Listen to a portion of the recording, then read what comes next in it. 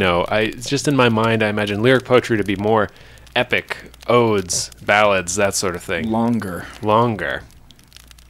Does it rhyme? Are you a rhyming poet? It could be.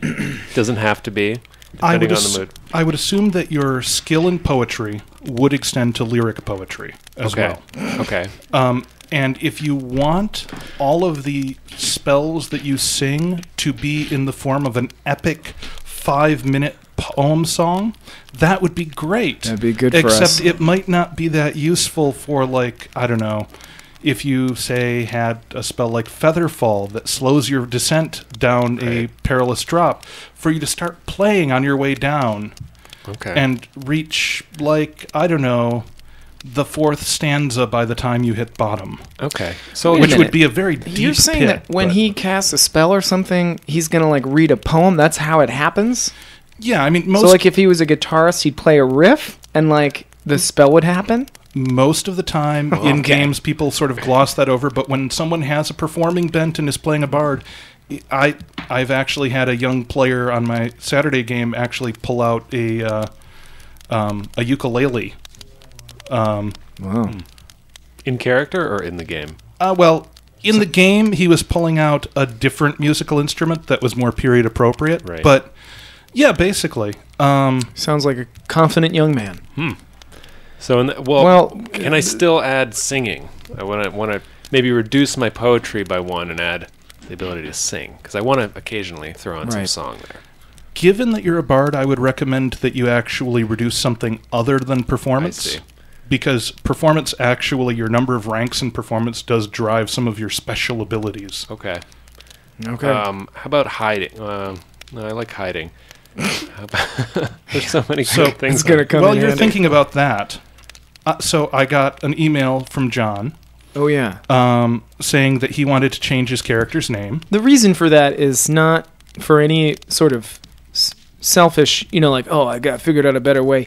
It's because the name that I chose, I felt I wasn't engaging sincerely enough. I picked a name that was like, he's like an Italian disco producer. That's not. I'm really gonna engage and be sincere. So I picked a name now that is like an elf name, and it kind of went with the whole elf backstory. I realized that I was gonna have to be a sincere part of this, and also I just realized I'm gonna have to take my sweatshirt off because it's hot in here. Well, we're still basically in character creation, so that's fine. But it does reflect sort of a amusing cliche in gaming, which is people changing minor details about their character well into the game, which, I wouldn't allow. Right. But the running gag is sort of, I believe it was Summoner Geeks, that was a video online, and a character's like, my eyes are gray. And the GM's like, no, it says on your sheet your eyes are blue. Well, I changed my mind. My eyes are gray now. Mm-hmm. I promise I won't do that. Well, all right, I've taken 1 attribute from hide, so I'm only going to be able to hide 1, and I'm going to add singing, 1 + 1 in singing. John, if you wanted your character to have his eye color change, I would allow it. It would just be the first symptom of some terrible disease. Mm-hmm. So what is your name now? My name now is Leodore Summerbreeze. Nice. So, John, the other thing that I have to make fun of you for is, and I mentioned briefly that I was going to give you back some skill points, and from the other room, I heard you exclaim, realizing instantly what you'd done wrong. You're only allowed to have 4 ranks in a skill, not 5. So yeah, duh. Well, here, let me see my character sheet. I'll it's reassign right this. there. Thank you. All right, so here, let me point you out what I did. I took 1 from there and 1 from there, and I put 2 there. Okay. Okay. So next, as we said last session, or last week, we figured out everyone's ages so that they could sort of understand how old their characters were. Just to let all of you know, John is 145, Danila is 53, and Andy is 61. The young buck. That's who I am. 53. Now, the next thing that we are going to do, and for dramatic value, I'm going to bring out my dice. That was Andy bring out her dice earlier. You know that the sound effects, there's a brotherhood of sound effects engineers and needle workers, and we're actually not allowed to make sound effects on the radio without a union sound effects person in the room. We're not even able to describe a sound with particularly evocative or onomatopoeic words. Yeah. We're not allowed to say boom, for instance. So, John, careful. We don't want unless you're referring to a like microphone. if you hear something like this rustling paper, that's a recording that's being played by one of our fine Teamsters. Now they're Teamsters. Excuse me. All right. So the next thing we're going to do is we're going to do height and weight. Okay. That sounds important. It can be. Walking across a bridge when I know how much the load that it can bear is always useful. So, John, you get to roll 2d6. Okay. Rolling 2 six-sided dice. 2 6-sided dice. Danila, you get to roll 2d4. I got 7 total. Does that mean I'm 7 feet tall? No, that is 7 inches. Oh, okay. You're not 7 inches tall either. And now I'm going to... The D4, it's basically a pyramid. It's the number on top that I read, yes. right? So Those I've got sweet. 2 and a 3. I like those dice. Very cool. Wouldn't want to step on it, though. Oh, no. They're like caltrips. Mm-hmm. And Andy, you get to roll 2d4 as well. Okay. A 4 and a 3. Okay. Apparently I'm either tall or fairly heavy. I'm not those sure. are... First thing, when calculating height, those are inches that are added onto a base. So, John, you are 4'5" plus 7 inches. Okay. So, which makes you 5 foot tall even.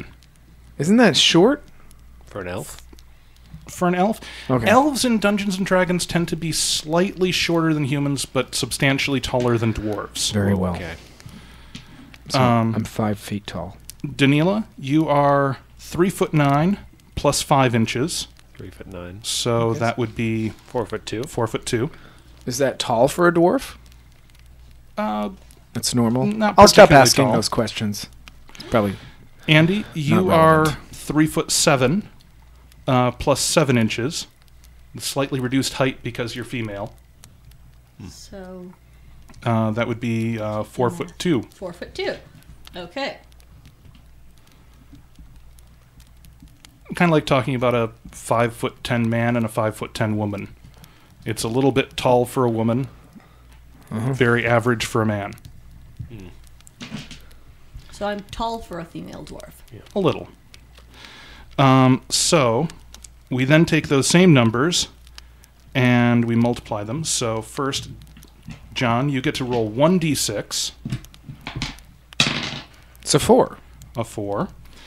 And Danila and Andy, each of you gets to roll 2d6. 2d6 where? All right. I've got 7 total. 4 and a 3. As do I. So, John, you get to multiply your 7 by 4. I love it. So that's 28. Mm-hmm. Is that kilograms? No, that is then added to a base of 85 pounds. Okay. So you are 93 pounds. What? You said 85 plus 28? Or, 28. sorry, 113 pounds. Thank you. 13. Math is evading me tonight. Math always evades me. So, Danila, you are 5 times 7, 35. 35. Plus 130.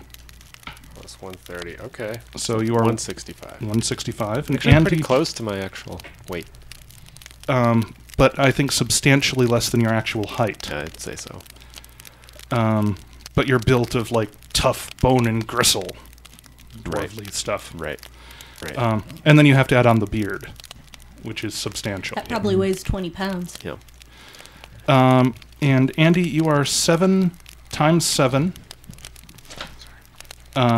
plus 100.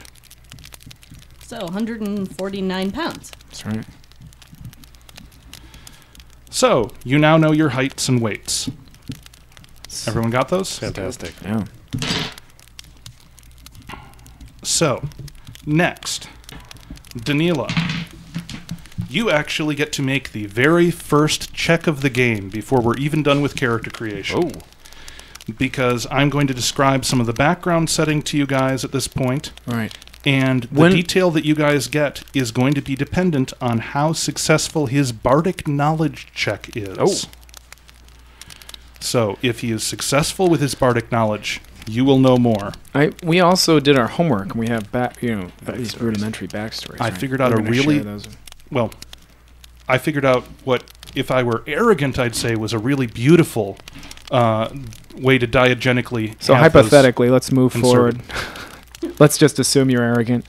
Yes. I came up with a lovely, magnificent, glorious idea on how you guys can, in character, deliver your backstories. Cool. And hopefully we'll get to that tonight. Nice. Yes. So, open that window because it's so warm in here. now, one of the things that could delay us, but in a potentially good way, is if Danila does just an outstandingly successful bardic knowledge check. Because then you guys will get lots of lovely detail, some of which I'll probably have to make up as I go along.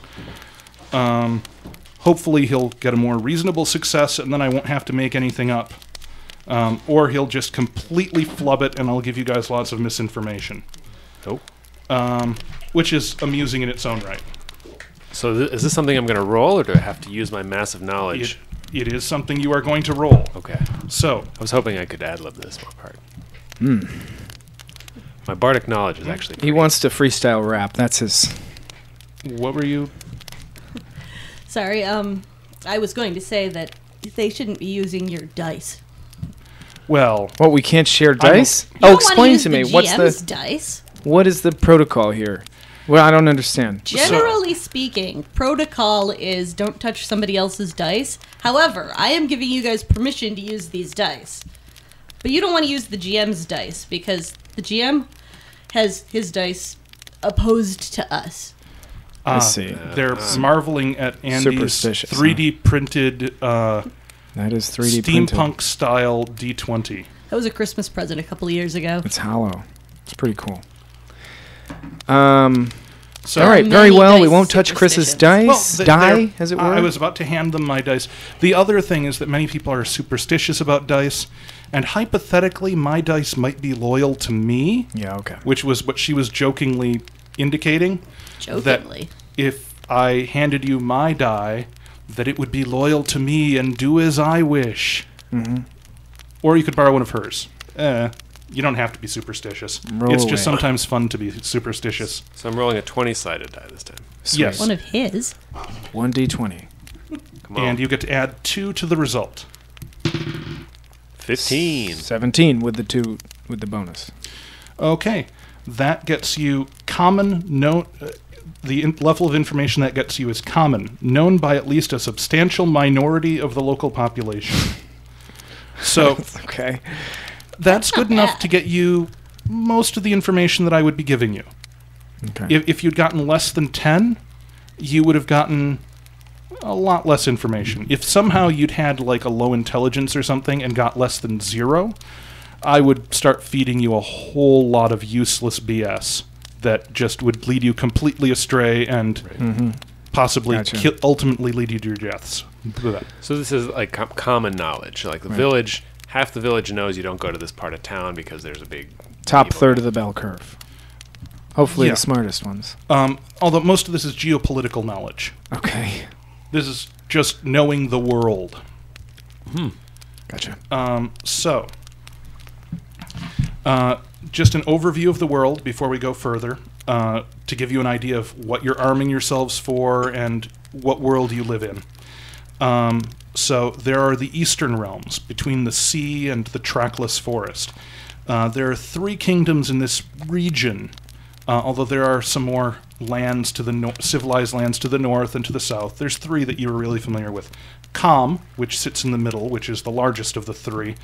Kham is let me see, I have a wonderful short description of it here.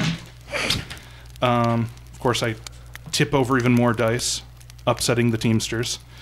Okay, Kham is a benevolent kingdom where chivalry means something and serfs are less dirty and less abused and only sometimes die in large numbers from famine and plague. Okay. A benevolent, happy place. Okay. Basically, think a Hollywood version of the Middle Ages. Okay. Still a lousy place to live, but not gritty and realistic. To the north of Kham lies Frandor, sometimes called the Kingdom of Nooses. It's a feudal realm that's known for their brutal execution of criminals, dissenting voices, and unproductive serfs. Okay. Basically, imagine a real gritty medieval culture and then make it a little bit less pleasant. Frandor, you said? Frandor. Gotcha. Frandor. Kham, Frandor.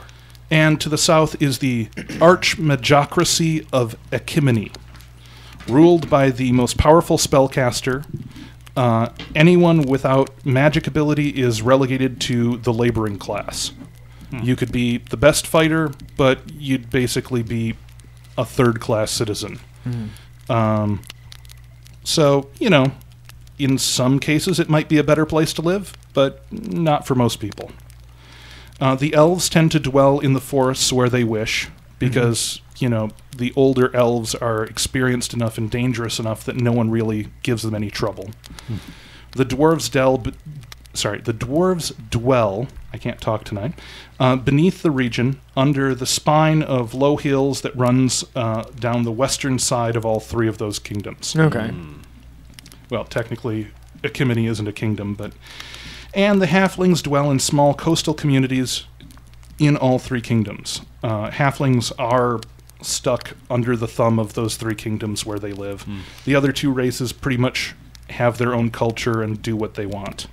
So Andy's doing something smart. She's drawing a map. Oh, yeah, she's doing it so we Very don't have rough, Exactly. but scratching it down. What's the name of that ocean? The sea. Okay. I was just wondering if I could trick you into giving us more information by asking direct questions. And Well, what lies to the west of the hills? Yeah, that what would be... lies to If, the if west I of the come up hills? with a name, when I come up with a name, I'll probably give it to you guys. Okay. Because, you know, it would be really common knowledge to know what the name of the ocean is. Sure. But I haven't really come up with a name for it. So. Geography is not often terribly secret. Sure. Except in the next case, the trackless forest. So to the west of all three of those kingdoms lies the trackless forest. Past the foothills of the dwarves. Pretty much. All right. So let me find my explanation.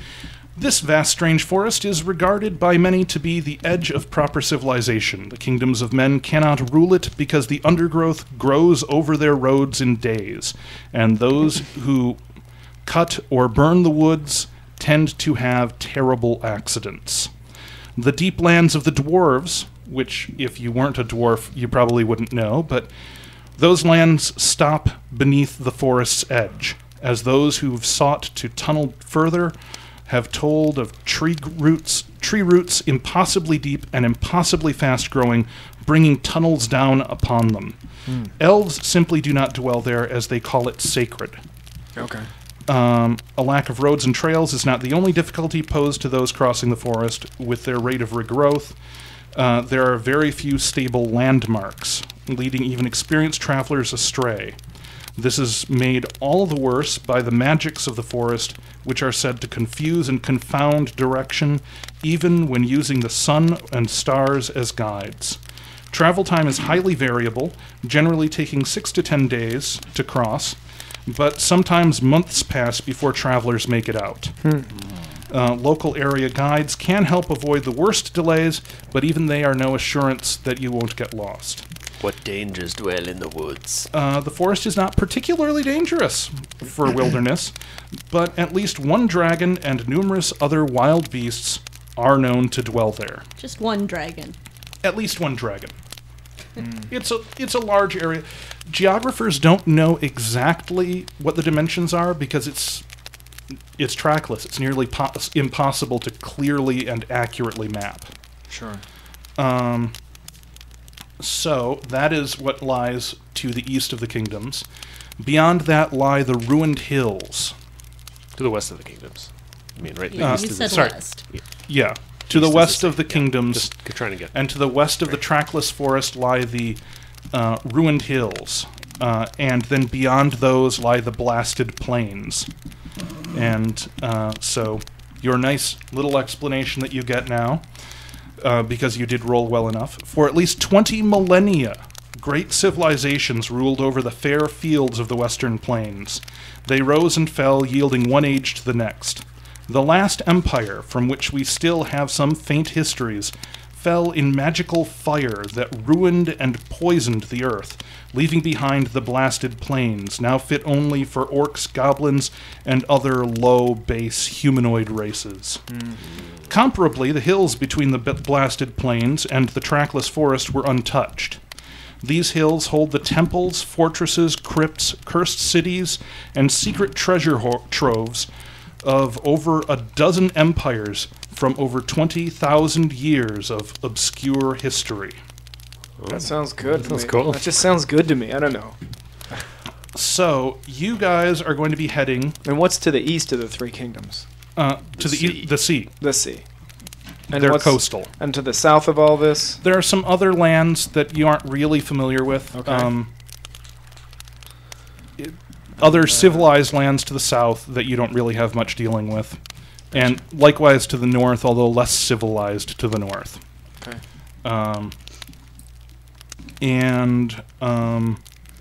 So you guys are headed to the fortified town of Barrowsgate, which is the one civilized center between the trackless forest and the ruined hills.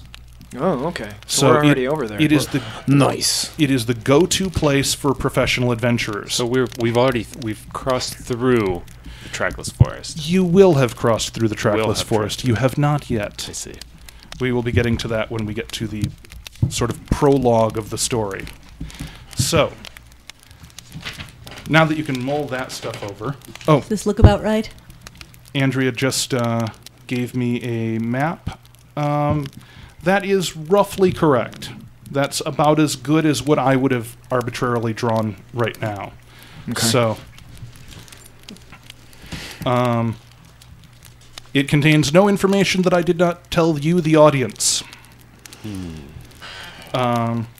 So, next, you guys get to buy your equipment, which is not going to be as complicated as it would usually be. I've streamlined this considerably. So, you each start with 100 gold pieces, 6 silver pieces, and 5 copper pieces. That is assuming that you guys picked up the mule that you wanted. Yeah, I want to... You bet I want a mule.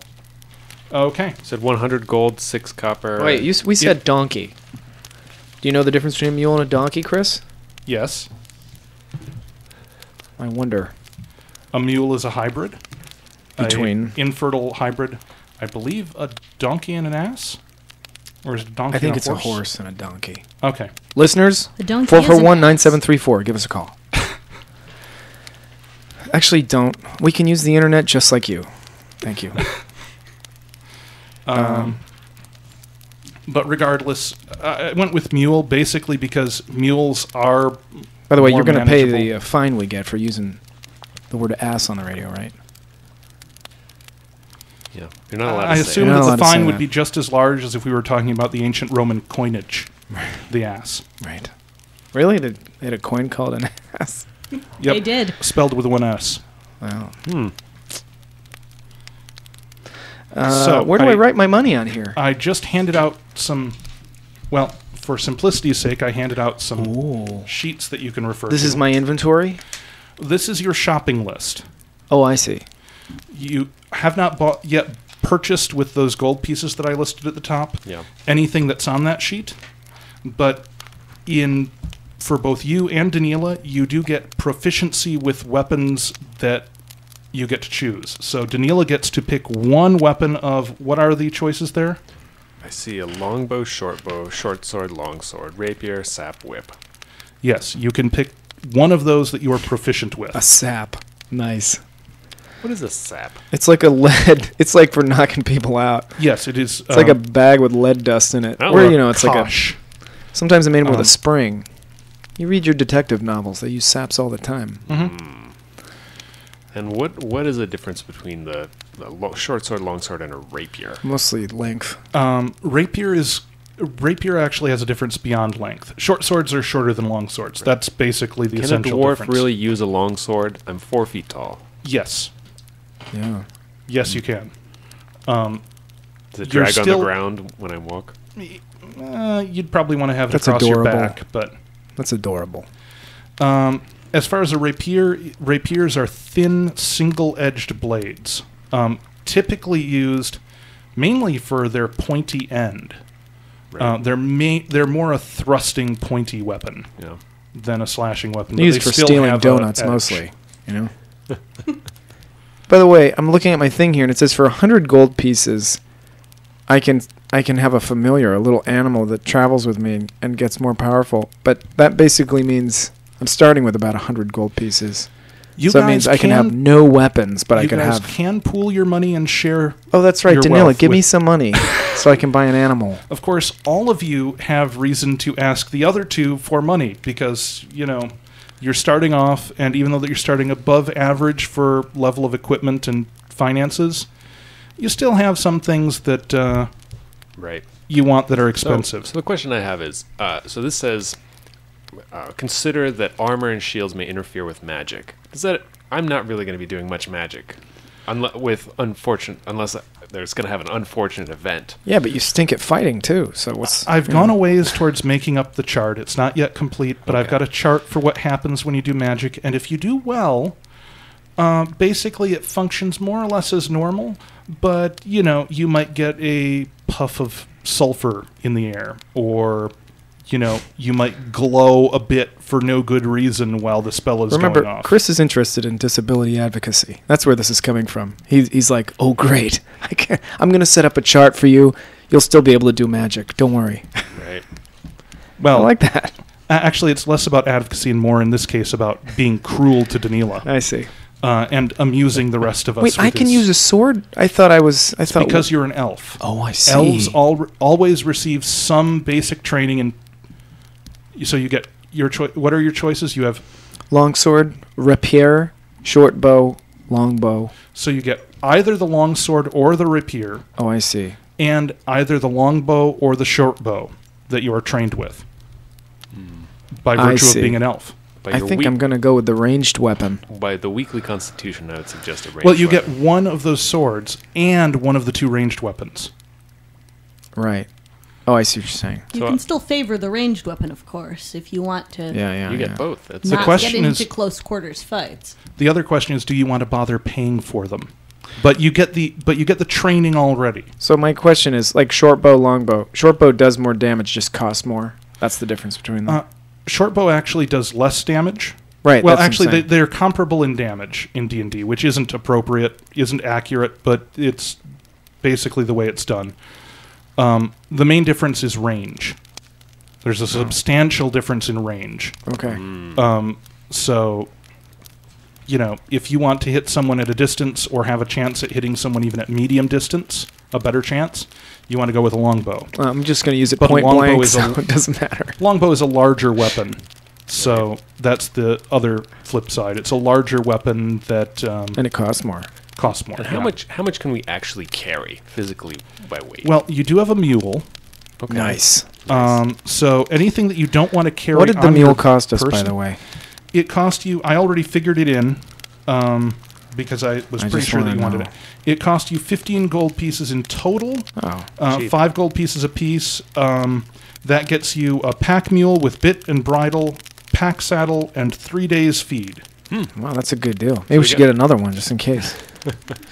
And how about food? Do we need to carry that stuff around? Okay, well, let me give you guys, while you're considering the stuff on the sheets that I handed you, right on. let me give you guys what your default equipment is, because I decided to simplify this. People tend to do a lot. Some people love to do this shopping.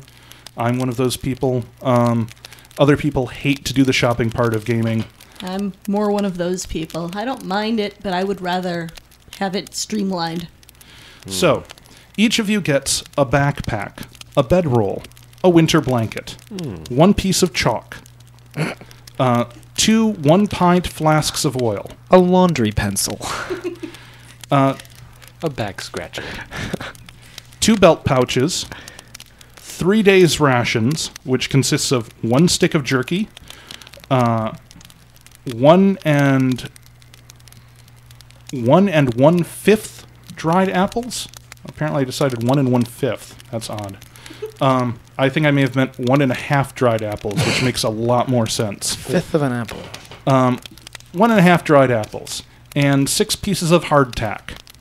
Hardtack is twice-baked bread, usually salted. It stays equally good forever. I may have mentioned this before, but fun piece of trivia is that the Smithsonian apparently has a piece of Civil War hardtack that is considered to be as edible today as it was when it was made in the Civil War. Which tells you a lot. As edible, that is. Usually you have to boil it before you can eat it. Do you know what I'm remembering now, too? You know what else Civil War soldiers used to get? Necco wafers. That candy's been around a while. Whoa. Anyway. Apparently it was a favorite. So you guys each also get a signal whistle. Do we get any Necco wafers? No. In a pinch, you could use it instead of the chalk. Too. This isn't part of the Neccoverse? No. Okay. What if one of our characters is vegan? All right, let's move forward. Tough luck. No offense to the vegans in the studio or outside the studio. Can we just focus? Okay, so you each get a water skin.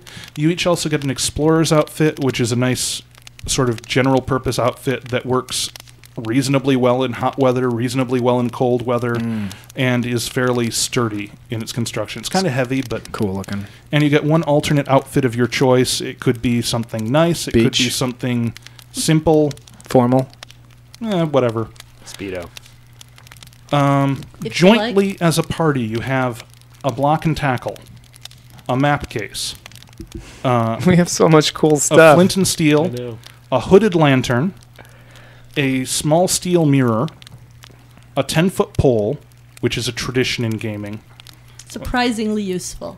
Yeah. People have come up with hundreds and Who hundreds carries of this goodies. pole? This is a long pole. The mule. The mule. Oh, right. We get the mule. If What's you the didn't mule's have name, the by the mule- way? Danila. Moofy. Oh, boy. Moofy?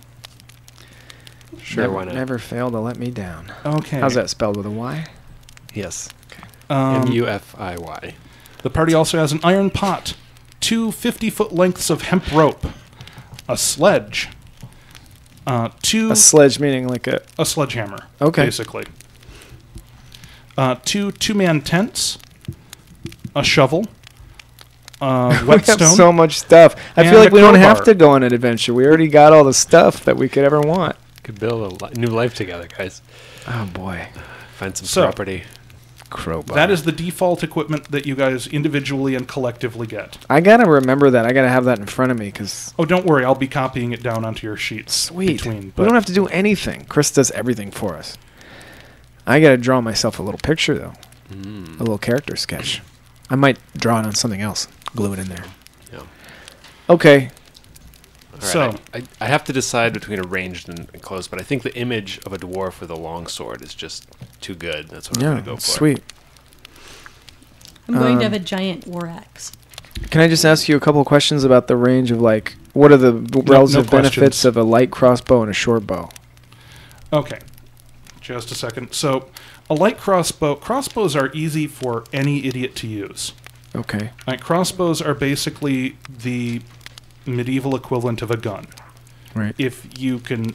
It takes a little bit of muscle. It takes time to reload them, Okay. is one of the factors. More than a, what is it, a round? Or what's... How? Yeah, time in Dungeons and Dragons is measured in rounds and turns. A round is a 6-second period of time. Okay. So, 10 rounds equals 1 minute. Mm-hmm. Although, they changed their terminology between editions, so someone out there is probably saying, but that's not right. Chris is totally botching things. No, nobody's listening, Chris. Well, granted. Yeah. But yeah, I run 2nd edition Dungeons and Dragons on my weekends. So what do you need, John? If you really needed some funds, what would you get? If you had... Well, it Say would I be gave cool you- if I could buy one of these magic animals, but it would take all my money unless you loan me. Well, this is say, why we need to go on an $30. adventure. Yeah, we need more money so we can buy stuff. Can I? Yeah. And you can't really wear armor, right? Because you're a magician. Right, I don't have to buy armor. I guess I'm just wearing like a robe or something, an adventurer's outfit, as you said. So, John, to give you an idea of what those magical animals could do for you, even in the immediate term, let me quick go to the listing for familiars. So, cats, when they are near their master, give their master a +2 bonus to move silently checks. Owls give a +2 bonus to move silently checks as well. Rats give a +2 bonus to fortitude saving throws. Ravens start off able to speak. Snakes obviously have a poisonous bite. Toads, the master gets a +2 to their constitution score while the toad is near them. That's amazing. Weasels, the master gets a +2 bonus on reflex saves when they're near their master. Listen, I think I'm going to buy an animal. Or you could do a different animal. Just right, I could make something reasonable. up. I don't want you to do a wombat or something relatively exotic. Something setting appropriate. Right. Yeah, because we all know D&D didn't happen in Australia, right? Of course. Not this part. It happened in New Zealand, right? Everything high fantasy happens in New Zealand. If you're going to buy an animal, I will buy you a weapon. Well, if you've got the money, or I could just like, kind of freestyle it for a while and cast spells. Like I could buy an animal and we could just try to pick up a weapon for me. Or I could buy, I could almost afford a dagger, which is pretty lame. I would like to have a short bow, which is 31 gold pieces. Figure out what you want to buy and then see if you got enough money left over. I'm just trying to decide, as a magician, if I should get any armor. Is it possible for me to steal from him yet? Like, are we playing? Can I? Not yet. Okay. Just still in the shopping. There's no...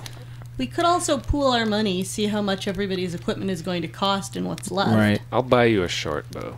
Really? Yeah, sure. You hear that? This guy, it's a class act. What kind of animal should I get? A constitution bonus sounds nice. A cat. Pretty sweet. What did the cat do for me? Oh, there's a bat. There's a hawk. I can't handle this. I'd get an animal you can carry around. I don't recommend a fish. Okay. No, but that's amazing. There are actually some campaigns, some storylines where a fish would make sense. I could keep him in my water skin. You want to drink fish poop. Yeah, the choices that they give in the book, and I'm open to other suggestions. I will choose from bat, cat, hawk, owl, rat, raven, tiny snake, toad, or weasel. Right. Tell me what the cat, bat, and hawk do for me. Cat gives you a +2 bonus to move silently checks. Right. Bat and hawk give you no immediate extra bonus effect beyond the stuff that every familiar gives you, which are sort of a psychic link to them and so abilities that with a grow hawk, over I could time. use him for recon. He could fly around and look, and I could see what he was and stuff like Beastmaster. Am I Beastmaster? Not until you reach, 13th or 14th level. 13th level, you then gain the ability to see through your familiar's eyes. That's a long ways off. Now, that being said, at 5th level, they can actually speak to you. You gain the ability to speak with them at 5th level. Okay. Which does mean that it could do recon and then report to you. Also, as you go up in level, it goes up in intelligence. Starts off at an intelligence of 6. Only one less than me. That's right. Yes. It's amazing. So it starts out almost as intelligent as your fighter. Well, look, I don't want to waste any more time talking about animals. Do you guys know what kind of equipment you're I've got my getting? equipment chosen. Yeah, I'm basically chosen. I just want to know, if I get some armor, is it going to hinder my magical abilities substantially? Yes. Normally, it would give a percentage chance of spell failure. but instead I'll just give it a increased severity on whatever strange things happen when you do magic. I don't know if you can afford to wear armor, buddy. Yeah. You're already struggling. You really probably shouldn't, but the completist and cruel sadist in me put them on the list of options for you anyway. Wouldn't recommend it personally. All right. I'll pass. So, I will tell you that unless something extraordinary happens to increase the severity, like you decide to wear armor, that the results of your mishaps from your spells should not be inherently permanent. Okay. Okay. It's good to know. Some of them may deal damage, which could conceivably kill you if you were already wounded, but none of them are going to turn you into a newt forever. Just temporarily. I got better. Okay. Maybe I shouldn't have a sword then. I should have a bow too. Both of us. Just stand in the back. Well, Okay, I'll get a crossbow. Maybe. That'll resolve that. I'll have a light crossbow. okay, yeah. I'm going to get a short bow, and I'll get the free quarterstaff. Wait, aren't you going to take an animal? Yeah, Yeah, so I'll get the bow for you. right. Oh, but I was just saying that's what I would be equipped with. Okay, you're going to buy it. I've got a dwarven war axe and a silver dagger and a sling. As a Sweet. fighter, I can use any weapon and any armor I want automatically. Oh, I'm that's trained nice. in all of them. Well, Do you not need a- necessarily with exotic weapons. Do you need some more money? Because I got nothing more to buy. I'm actually set, unless I want to upgrade my armor. I was thinking of studded leather, which is only 25 gold, but if I wanted to go up to a chain shirt, I'd need more money. Right now, I've got 60 gold left after buying my weapons. So I would need another 40 if I wanted to get better armor. Now, I'll tell you that in the setting, you guys will have more money coming in before you have to pay for any more expenses. Right. But your characters didn't know that. Right. Okay. Your characters did not Sure. necessarily know that they had more money coming in. So having a few coins left to pay for nights at the inn. Sure. Right. Yeah, I was thinking holding on to a little money was probably smart. Okay. I think I'm going to get a snake.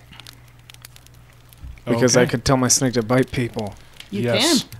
can. Yeah. But there's I- no bonus with the snake. He's just venomous. Yeah.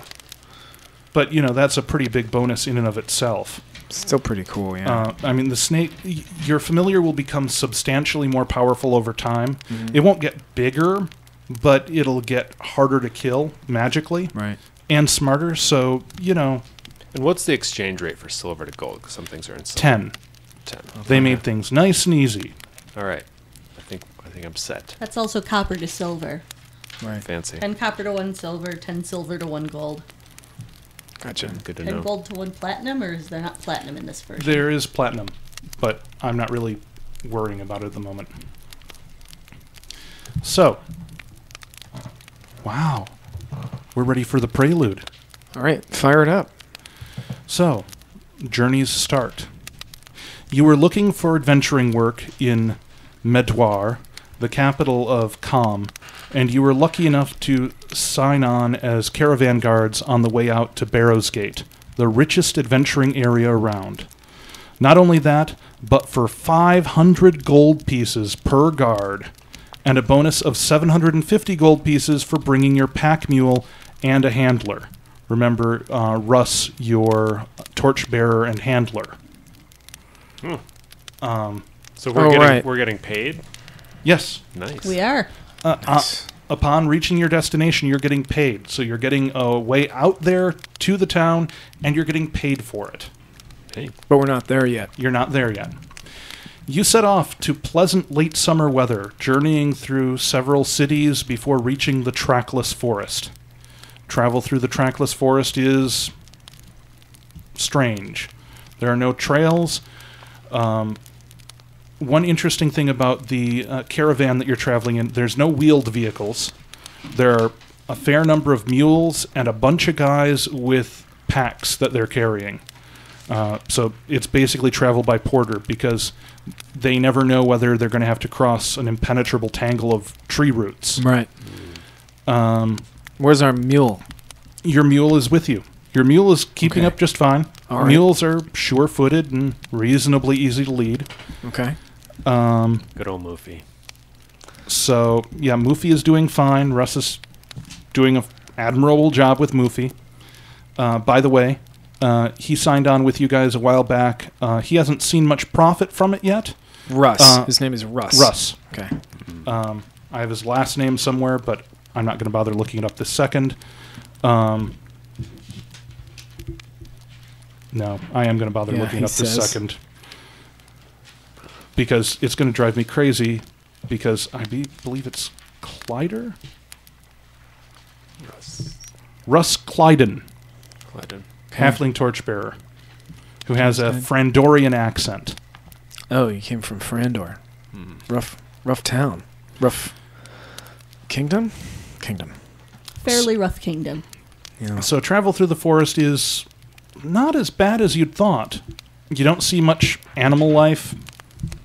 You saw somebody spotted a wolf track at one point, and you've seen a few deer in the distance, but that's about it. Chipmunks, squirrels, the usual. On the second night, around the fire, one of the guides, Kenan Cordfirth, shares a tale. My grandfather told the story of a man caravanning out of Barrowsgate, who never spoke and kept to himself in the shadows of his cloak. The caravan became lost for a week, then a month, then 3 months. The bounty of this forest staved off hunger, but the turning leaves threatened the coming winter. One night, frantic, a porter blamed the silent stranger. Now, of course, fools always blame strangers when things go wrong. But this once, he was right. The stranger revealed himself to be one of the cursed paladins of Frandor, whose transgressions allowed the Grim King, that'd be Gothal, the first Grim King, to seize Frandor's throne. It was his curse that caused them to go astray. Having told his tale and revealed himself, the caravan was freed and made it to Barrowsgate the next day. Since then, it's been the tradition here to share one's tale by camplight in the trackless forest. Russ, your torchbearer and mulekeeper, asked, "Sure? What happened to the stranger?" And Kenan continues, "Well, he settled in Barrowsgate, training adventurers for many years until bounty hunters dragged him back to Frandor, where one can only guess at his ill fate. So, as for my tale, I'm Kenan Cordfirth, unremarkable child of the Cordfirth family. I'm set to be wedded in the spring, and I love the collection of 2 months odd to coinage." retirement. Sorry. He proceeds to tell you all about his first 10th silver coin that he collected. And it's not a terribly interesting story, but he's a decent storyteller, and you can at least have no trouble being polite and listening to his tale. Mm-hmm. And it continues around the fire with people telling their tales. We're going to get to your tales next week. We're going to cut off just before we reach your tales, but I'll tell you a little bit about the people you're traveling with. Okay. Russ Clyden, halfling torchbearer, tells his story of how he's like, "Well, I was born in Frandor. I was a sheriff. My parents were killed when I was very young. Since then, I've been a street urchin, making my way in the world. And I was lucky enough to pick up the ability to work with mules. And then these fine adventurers hired me to work for them for a whole 1%, which hasn't added up to much yet, but I'm optimistic." Stoke that fire. Yeah. The other people there are Thursey Fosburn, one of the forest guides who slurs words and mumbles, He slurs his words and just talks about various things. At first you think that maybe he has a Frandorian accent, but he really doesn't. He just mumbles a lot and slurs. The caravan leader is Jorund Fosburn, one of the patriarchs of the town you're heading towards. He has a distinctive scar over his left ear running from near his eyebrow all the way back to the back of his neck, where no hair burns. He caught that when they ran up against a troll in the woods, which is unusual, but it happens. Trolls are more often seen in the ruined hills, but... Gotcha. He looks to be in maybe his 50s.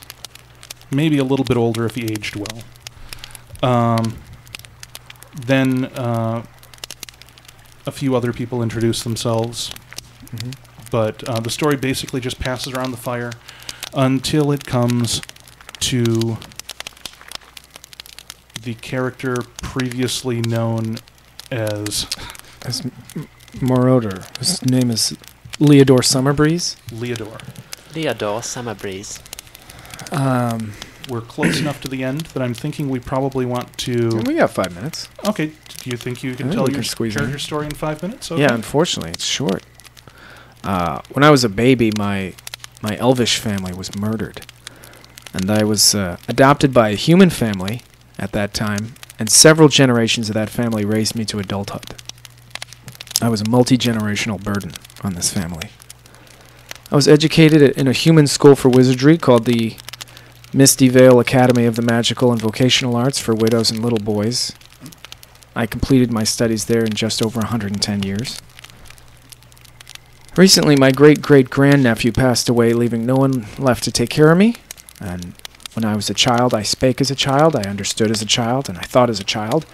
But when I became an elf, I put away childish things. The time's come for me to leave Misty Vale. The academy was somewhat cloistered, and some would say the life I have led up to this point was in many ways sheltered. I desire to learn more about the world. I've made the acquaintance of a pair of dwarves who are lusty and worldly adventurers. And hopefully, they'll accompany me and take care of me. My lifelong goal is to find my parents' murderers and exact revenge upon them. My only clue as to their identity is their short stature, strong body odor. I would also like to become quite wealthy. So he's a bit like, not to pierce the fourth wall, but he's sort of like Peter Sellers in Being There. Like he doesn't have any... He's not dumb, but he... No street little smarts. naive. And he thinks he went to a great magic school, but it was really more like a cross between a community college and a sweatshop. And obviously his parents were probably murdered by dwarves. Anyway, so that's my story. So they had you practice your mage hand spell every day out in the fields, day in, day out. I guess so.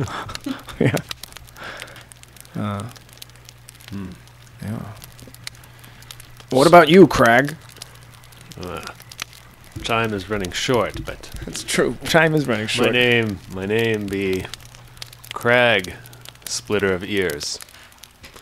When I was a young man, I tried to develop musical ability, but my parents wouldn't have any of it.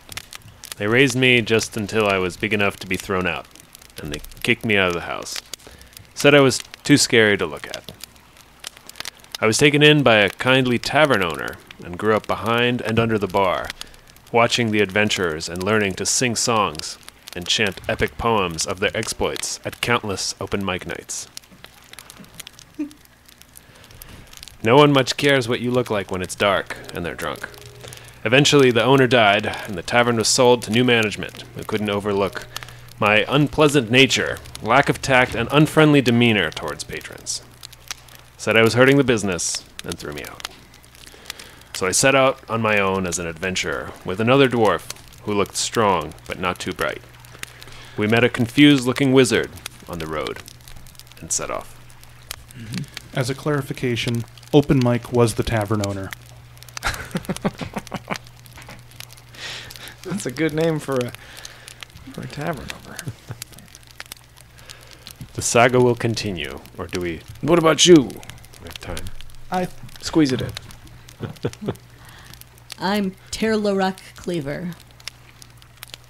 I'm not too bright, and my story is short. I was a blacksmith.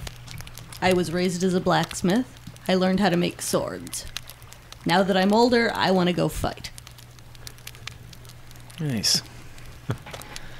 Yes.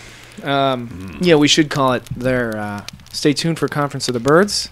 Everyone is, by the way, surprised by the fact that you are female. Oh, okay. Yeah, you I wouldn't see. know it. It's hard to tell with dwarves. Okay. Do you have a beard? Yes, Oh, no. quite well cut. A little better groomed. Kind of than dwarven else. fashion. Stay tuned, like we said, for Conference of the Birds right here on WRFI, Watkins Glen, Ithaca. This has been Time Spent Listening. Join us again next week for more adventuring.